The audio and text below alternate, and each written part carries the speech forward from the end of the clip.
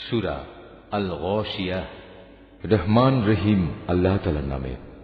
তোমার কাছে কি অপ্রতিরোধ্য ও চতুর্দিক আচ্ছন্নকারী বিপদের কথা পৌঁছেছে? সে বিপদে কিছু লোকের চেহারা হবে নিম্নগামী, হবে ক্লান্ত ও পরিশ্রান্ত।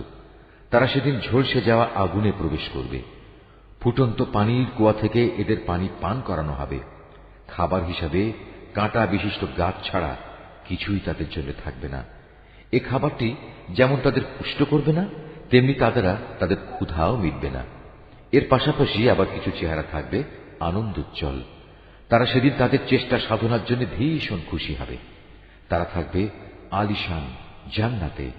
সেখানে তারা কোনো বাজে কথা শুনবে না। তাতে থাকবে প্রবহমান ঝর্ণাধারা।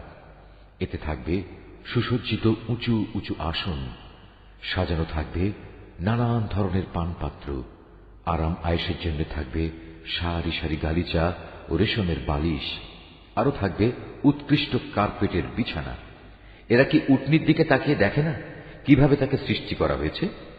আকাশের দিকে দেখে না কিভাবে তাকে উঁচু করে ধরে রাখা হয়েছে? পাহাড়গুলোর দিকে দেখে না কিভাবে জমিনের বুকে তাদের দাঁড় করিয়ে রাখা হয়েছে? দেখে না জমিনের দিকে কিভাবে একে সমতল করে পেতে রাখা হয়েছে? তুমি তাদের এ কথাগুলো স্মরণ করাতে থাকো, কেননা তুমি তো শুধু উপদেশ দানকারী মাত্র। তুমি তো এদের উপর বল প্রয়োগকারী দারোগা নও। সে ব্যক্তির কথা আলাদা যে হেদায়েত থেকে মুখ ফিরিয়ে নেবে এবং যে আল্লাহকে অস্বীকার করবে।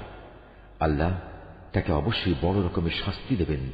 অবশ্যই তাদের প্রত্যাবর্তন হবে আমার দিকে। অতঃপর তাদের হিসাব নেয়ার দায়িত্ব থাকবে সম্পূর্ণত আমার উপর।